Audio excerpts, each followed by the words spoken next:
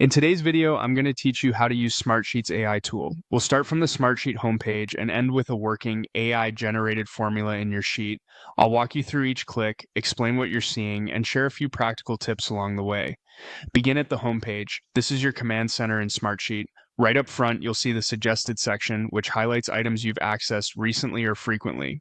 If what you need is right there, great, this can save you time. If it's not in suggested, open all workspaces to browse everything you have access to. This is useful when you're not sure exactly where a sheet lives. Once you're in the workspaces view, use the filter control to narrow down the list by ownership or access.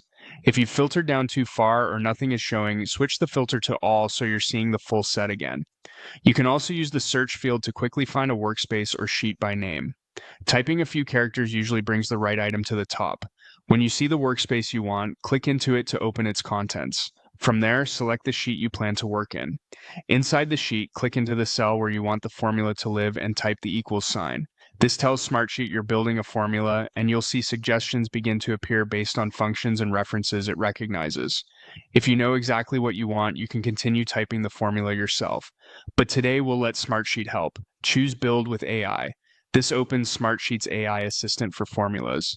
In the prompt area, describe the task you want your formula to complete in plain language. Be specific and reference your actual column names to help the AI map things correctly. For example, you might say, calculate the total of the budget column only for rows where status is approved, or return true if due date is within the next 7 days and owner is not blank. Clear descriptions lead to better formulas. Review the formula the AI proposes, making sure it references the right columns and matches your intent. When it looks good, click Apply. The formula is inserted into your selected cell and evaluated immediately. If the result looks right, you're all set. If you need a variation, refine your description in the AI panel and try again until it does exactly what you need.